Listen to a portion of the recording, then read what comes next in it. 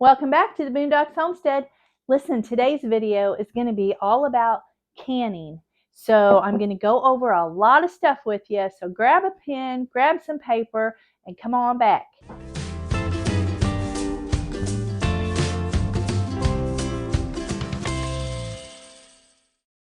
All right, today I'm going to go over a lot of material with you guys.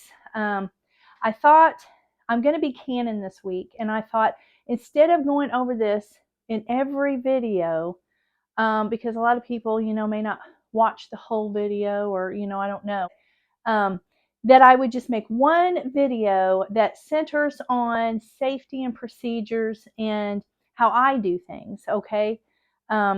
So that's what this video is going to be about. So get your pencil and paper ready, because you might want to write some of this down so you don't have to go back and watch this whole video all the way through again, okay? It might save you some time.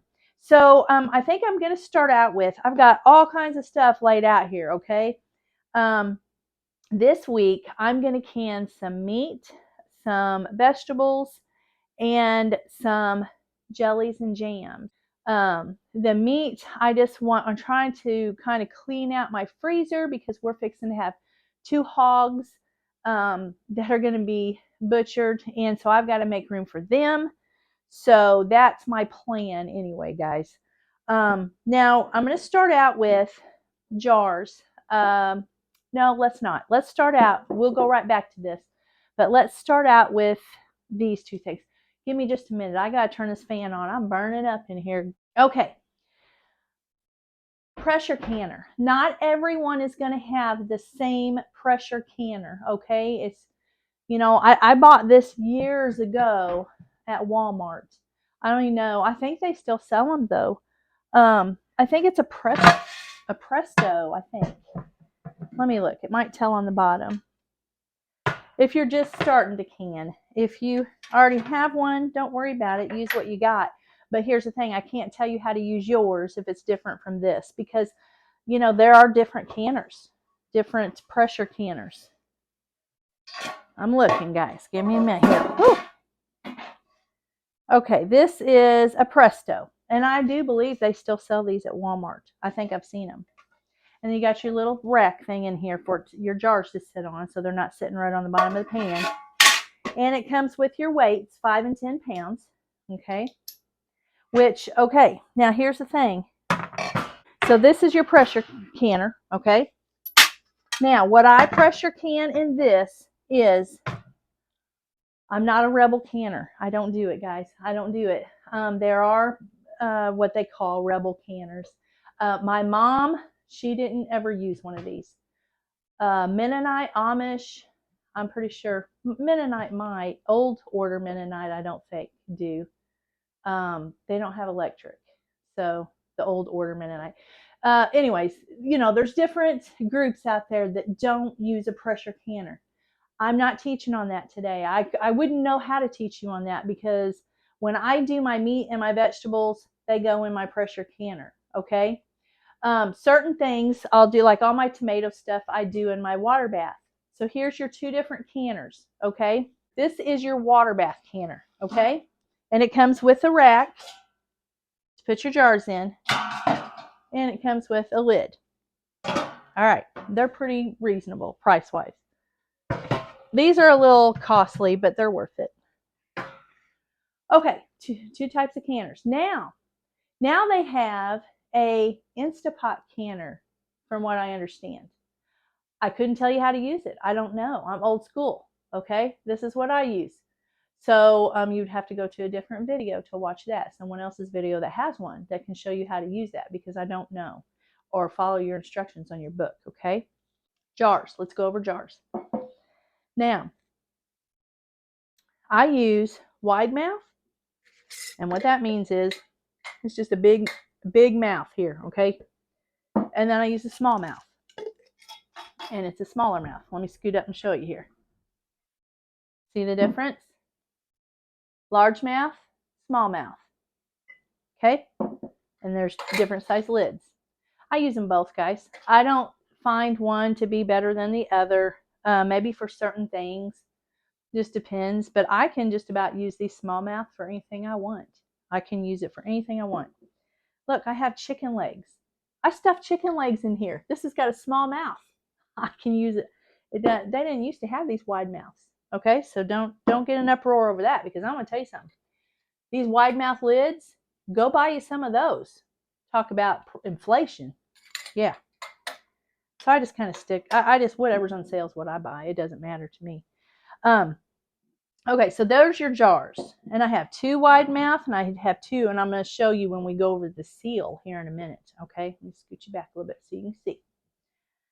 Now, I have funnels, I have stainless steel, and I have a plastic. Either one will work. I like stainless steel. I just like stainless steel. I don't know why.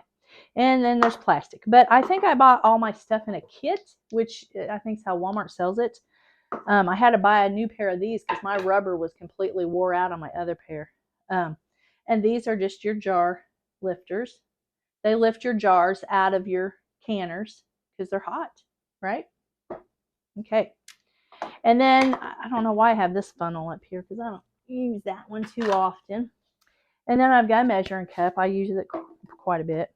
I've got my debubbler. I got 2 debubblers. Now let me show you why. Let me scoot you back up here. This has got a magnet on the end. That's how I get them out of the hot water. When I put them in hot water, before I seal my jars, got a magnet. But this one, which I can eyeball it now pretty much. But this one has got how many inches, how much headspace. How much headspace you're going to put in there, which you'll learn about that later. Maybe I'll do a video on that one too. But for now, we're just doing this. Just the basics here and safety. That's what today's video is about, okay? So, now, I showed you the lifters. I showed you the debubblers. I showed you the funnels. Okay, so you know what that is. You don't have to have this, but you're gonna need something. I like this because it's easy pour. It's got a spout on it. Okay, so when I'm doing broth or hot water or broth or something, then I need something. Okay, and then I've also got some stock pots. You might need some of those for canning. Okay, just keep that in the back of your mind. You find them on sale or something, or you go to a rummage sale or antique shop or somewhere, something. Stainless steel stock pots. That is your best bet.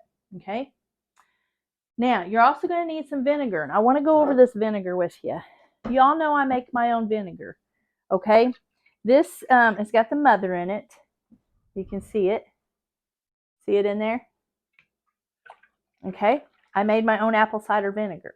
I do every year. Now, from what I understand, and I've not tried it, and I'm not going to try it. This is about 3% acidity. 3. Okay? This is 5. So when you're canning, you probably want to use the higher acidic vinegar. Okay? I know back in the day, guys, I'm sure they did use this. I don't know. Do your research on it. But I don't use mine. Okay? I just want to tell you, I don't use mine. I got a little dust on this one. This is from 2022, but we're going to eat it. It's 2 years old. We're going to eat it. It's good still. But we'll know if it's good when I pop the lid. But here's the thing. If you're doing everything that you're supposed to be doing when you're canning this food, then it's going to be safe for you to eat. But if you're not doing and there are probably still them circumstances that you can't control, like a faulty lid or a faulty ring, which you'll notice that this one has the ring on it. Why? Because at the time, I couldn't get it off. Look, it's coming right off now. That might be bad. We're going to check it here in a minute. So I usually take mine off so I didn't in the beginning when I first started canning. I thought you had to keep them on. But actually, it turns out that it's better to take them off. Not if they're really on there good and stuck on there good. You don't want to try to pry it off, okay? Because you may mess up the seal in the process of doing that. But you should probably take them off so it doesn't give you a false seal, okay? If that makes sense. And we'll go over that here in just a minute. A false seal, and that can happen. So, let me put this back over here. I'm going to just put this ring over here because that's what I took off of this okra. Now, botulism is a very serious thing, and I want you to do some research on that too, but I don't want you to let it scare you, okay? People have been canning foods for years and years and years. You don't hear of botulism a lot, but it's that, I mean, it can happen, okay? And you cannot smell botulism and you cannot see botulism. Now, if you see mold or fuzzy stuff or something that don't look right, you know, that's a good indicator that it's bad. But with botulism, you cannot see botulism, okay? And you can't smell it, you can't taste it, you don't know. So you're going by this little lid here, okay? And that's what we're going to do right now. Now I'm going to get my, well, if I can find it.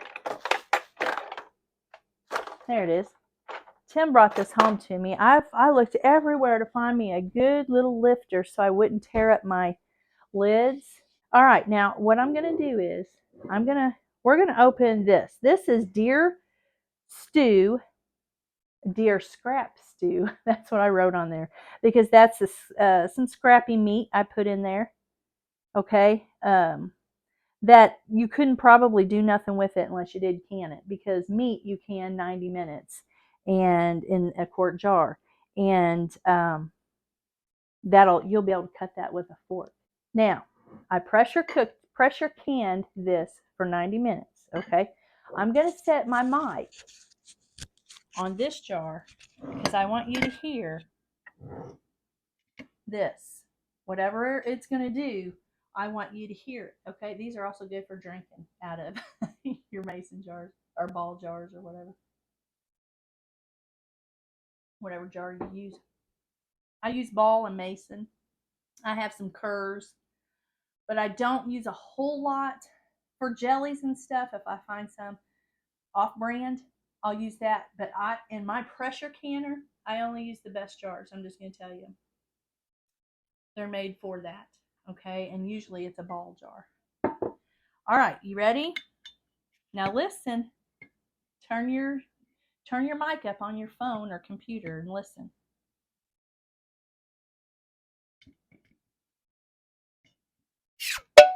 Did you hear that? That was sealed good. Looks good. Smells good. Seals good. I would not be afraid to eat this. Matter of fact, we're probably going to eat this for dinner since I opened it. Okay? There's the first one. That's what you're looking for. You're looking not only to see if it looks good and there's no mold and there's no fur, there's no nothing in it that looks weird. There's some grease around it, you know, from the meat. Not a lot because that meat is lean, but it's venison. And then most of all, right here, you got to hear that. You got to hear that suction and that pop, okay, to know that that's sealed good. Now, let's open a small one. Let's open this spicy okra. Okay, you ready for this? Well, I need to get you down here on this chair for this, I think. Okay, listen. You hear that? Good seal. These are from 2022. They're going to be soft, a little bit soft. You know how pickles, longer you have them done, the softer they get. Don't even matter. They're still good. Okay. Ooh, they're hot. I forgot I made them hot. Woo, they're hot. Hold on a minute.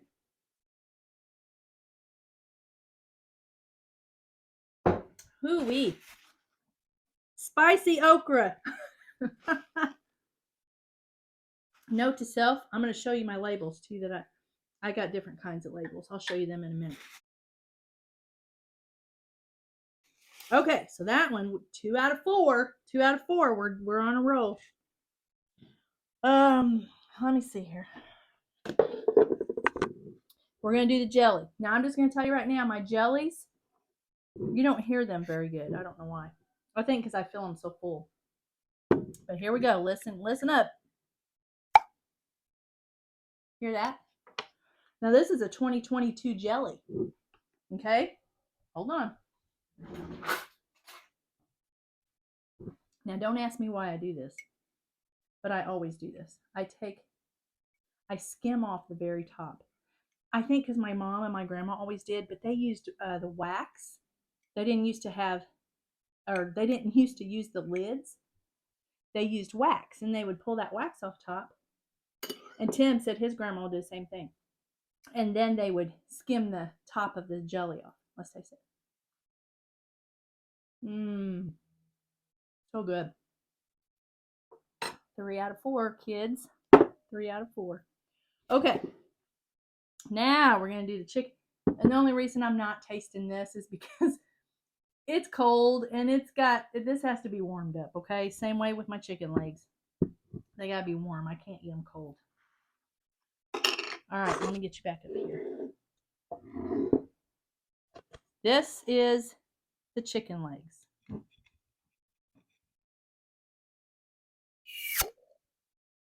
You hear it? Good seal.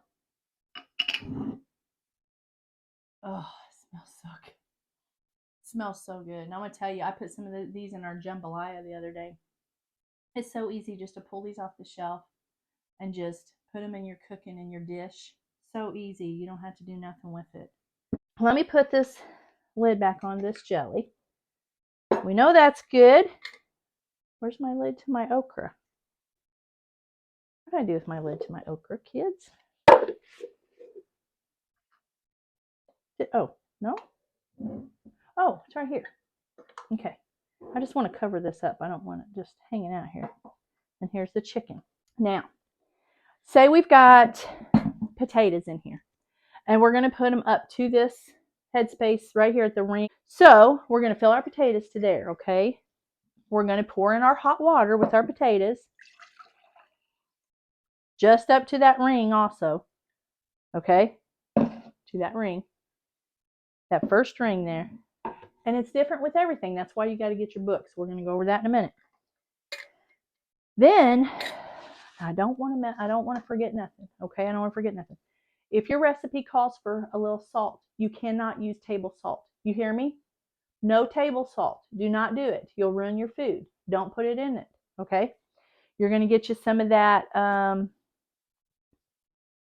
They have canning salt, or we use Redmond salt. So I can use Redmond salt in my stuff. Okay? You can use it for canning. So that's what I use for canning now. And I don't even buy that other stuff. Well, I've been using it because I had some left, but I will not buy it no more because I use Redmond. All right. Then you're going to put your salt in there, whatever your recipe, extra. If it's pickles, you may be putting in some mustard seeds and some allspice and some different, pickle stuff you're going to be putting in there. Okay. You're going to get everything in there that needs to be in there. All right. Then you're going to take your debubbler, whichever one you have, and you're going to stick it down in there. Sometimes it's hard. It's hard to do, especially if you got that cram packed of potatoes or pickles, cucumbers or something. It's hard but you want to try to get as much of that air out and go back and forth with it, okay? And you up and down and try to get as much air. Now, when you do that, you might find that your liquid goes down. When your liquid goes down, you make sure that you bring that back up to whatever headspace your recipe calls for, okay? Headspace, that's called headspace. And that is the space between your lid and your product underneath it. That's your headspace. Jelly, jams, you can fill that up almost to the top. Okay? That's what the headspace. I think it's a quarter. Let's see what a quarter is. Now, you guys know me. Yeah, it's about a quarter. A little less sometimes. You can get away with a little bit less than a quarter. Now, y'all know that I do not measure a lot of stuff. I don't. I eyeball it. I look at it. From cooking for all these years, that's what I do. I don't veer too far away from what I'm supposed to do in this, okay? I just don't. And because I don't want to make someone else sick. And I don't want to get sick, okay? So I make sure that I stick with what I'm supposed to be doing on this, okay? I'm not a rebel canner. All right. And if you are, I still love you, and I just don't want to eat none of your food. I just don't. Okay. So that's just me. That's just me. You know, after you've been doing it a few years, you may be comfortable with it. I don't know. I've been doing it several years and I'm still not. I just don't. I don't like to be sick, you guys. I've told you that before. I don't like it. So this is um pretty much by the book, everything I'm showing you, okay? Hey y'all, I had to splice this in the video from yesterday because I was laying in bed last night. I didn't get it downloaded. And I'm like, I feel like I'm forgetting to tell them something. I just feel like there's something I'm forgetting safety wise to tell them. I thought of a couple of things. And if I think of anything else, I'm just going to go ahead and put it underneath this video under the description. Okay.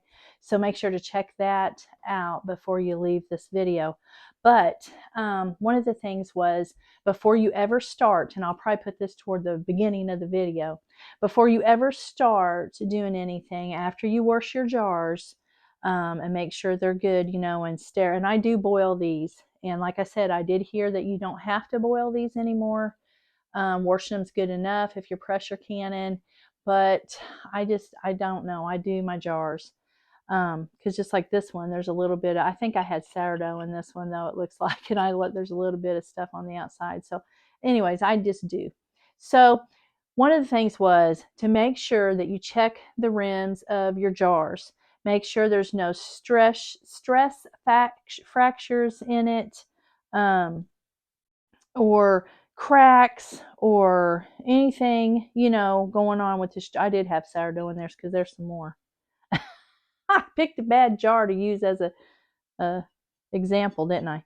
Anyway, we're not going to worry about that. I'll put it in the sink here in a minute. But and check the rim of your jar. Make sure the rim has no cracks or little breaks or anything, you know, around the edges of it, okay, before you go to pressure. I've broken a couple of them in my pressure canner. They've busted in there. So just make sure, you know, that your jar's in good shape. And the same way with your little ones or your big mouth ones, you know, just look them over good. Just look them over good before you get ready to can with them. So that was one of them. And the other one, this is pretty important too. And I think I usually tell you this when I'm canning stuff, if you'll look at my other canning videos, that when you don't ever take this lid off this pressure canner until all the pressure is out of that. And you'll know that it's all out because this is going to go down. If you have this kind of canner, if you have a different canner, I'm sure there's another way you'll be able to tell. Just read your manual. But this will go down on mine. And then when I go like this, it's not going to go psh, okay?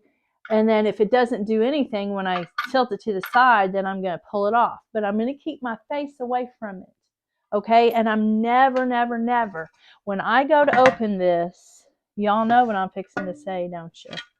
When I go to take this off, when there's no more pressure, no more steam coming out of here. I take this off, no steam coming out of there. This is down on my particular canner. Then when I go to open this, I'm going to unlatch this. Now watch, guys. I'm going to tilt it toward me, away from my face, okay? Never open this up like this or you're going to burn your face. Okay, don't do that. So that was the other thing I wanted to show you, safety-wise.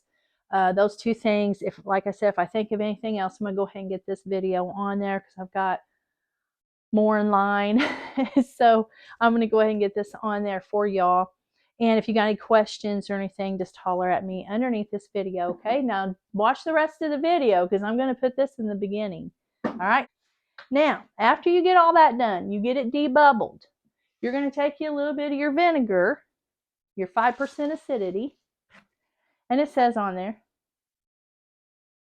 there, diluted with water to 5% acidity. That's what you want it to say on the front of your vinegar. Then you're going to get you a paper towel. You're going to put some on it, and you're going to wipe your ring down. Now, this is very important. This is an important step to do because you want this rubber to seal onto it. If you've got some grease, when you're doing meat and you got this is real greasy, and this vinegar will cut through that grease, and it's real, this is not going to seal. Okay, so you've got to get that off of there, and you want to really wipe that down. Same way with your jams. You get that sticky sugar, sticky stuff all around that. You need to wipe that off. Okay, so that's what this is for, and you make sure you do that. Okay, and you get that off good. Now your lids, while you're doing everything else, you're almost ready. Okay, you got your water heated up in these and everything. You got these in hot water. I read somewheres that you don't have to boil these anymore. And sometimes I do, sometimes I don't, depending on what I'm making. Okay, if it's a real acidic food, I usually don't. If it's something that doesn't have a lot of acidity, meat, vegetables, then I usually do, because I just want it to be.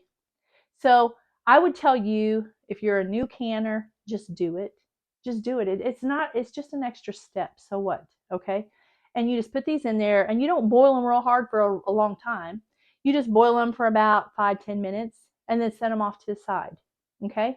And then you'll be ready to go. And then you'll get them out of your hot water with your magnet tool. Okay. Debubbler with the magnet on the bottom. And I don't know, I got this at Walmart years ago, so I don't know if they still have them, but I'm sure you can get them offline somewhere. Okay? Put your lid on. And then if you've watched any of my canning videos, I usually show you and tell you, when you put your lid on, finger tight. You don't crank down on that baby, okay? You don't do it, because then you're going to, especially if you're putting it in the pressure canner, because that pressure is going to build up in there, and your lid, and I've done it, it's why I'm telling you, your lid is going to bubble and pop up and warp, and it's ruined. You can't use it. It's done. Okay? So there you go. There's that. That's how you do that. All right? Now, the weights on the pressure cannon. And listen, if y'all got any questions, just get underneath this video in the comment section and ask away, and I'll help you out any way that I can help you out. I will help you out, okay? There's just something about sitting down at the dinner table, and I've told you guys this before, and just eating what you have preserved and provided, and if it be deer meat or venison, what you harvested, and then what you prepared and saved up on the shelf, preserved. So it's just something about eating your own stuff. I don't know. It's just it's better, and it's gratifying. It's I don't know if that's the word for it, but it is a good feeling. It's a good feeling to know what's going in your stomach, instead of looking at the from the store saying, what is that? I've never heard of that in my life. I can't even pronounce that. What is that? I don't know. Anyway, and I'm not saying I don't buy stuff from the store. I do, guys. But it's me. That's how I'm like reading it, and I'm like, what? Are you kidding me? What is that? I better look that up. I better research that. See that. And sometimes if I really want it and I'm really hungry, I don't research it, because I'm like, I just won't want to eat it if I look that up. So I just don't. But man, we could just get back to these days. Now, before I get off here, because I think I've went over everything. Now, I haven't told you exactly what to cook or what, but that's what this is for, okay? Or how long to cook it or anything like that. You're going to have to go by your recipe, or you're going to have to look at one of my videos and learn how to do it, okay? And I usually put on my, you just watch me going down through there on those videos, okay? Whatever I'm making. And I'm getting ready to do some canning, so come on back this week.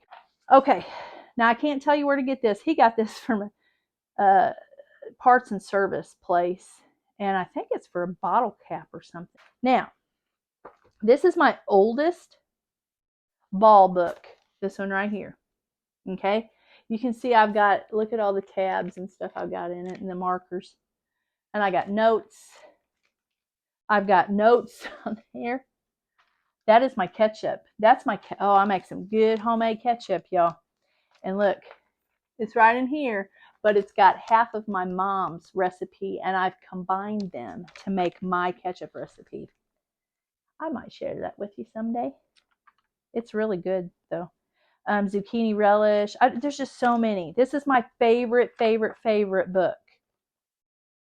Now, this one I bought just not too long ago because I thought, oh, it's an updated, it's new, it's going to be great. I'm going to love it. There's a few things. I got a few markers in there, but it's nothing compared to this one. And they still sell this one. So it's just your preference. There's just a lot of new ones in here, but it's got this one. I don't know about this one. I'll have to look, but this one has your meat and everything in it. I just really like it. Then I went out and bought my own little folder here, and I have got some of my favorite recipes. My chow chow that was given to me, zucchini relish. Then I got my cowboy candy, my apple butter. I've got all kinds. Okay, so I'm not going to bore you with that. But anyways, then I've got a bunch of my medicinal recipes in here, but I just put it all under canning. Okay, and I've got my own little book. Now listen, you all can go on all these videos and do all this stuff and research all this stuff online, but if you don't write it down, you're going to be in trouble one day, I think. Okay, so that's why I told you in the beginning of this video, get a paper, get some paper, get a pencil or a pen and write this stuff down, because if you don't, either one or two things, you're going to forget everything or some of it, or we're not going to have internet one day. Okay. I just don't even know what to say about that, because none of us really know, but we know that there's a possibility that we may not have it. So prepare yourself. Okay, do you know how to can? Do you all know how to can? And if you do, are you canning? Are you getting it, and then are you turning it over? You can't just can it and keep it on the shelf forever. You got to eat it up, and make more. Eat it, make more, eat it, and it's just a cycle. And that's how they did it back then. That's what they ate. So I've also got this little contraption. That's what I call a little contraption. It's a jar sealer, and it takes the air out. And I'll do nuts and dried foods, because I dry a lot of foods, and spices and different things. Okay, fruit. I like that too.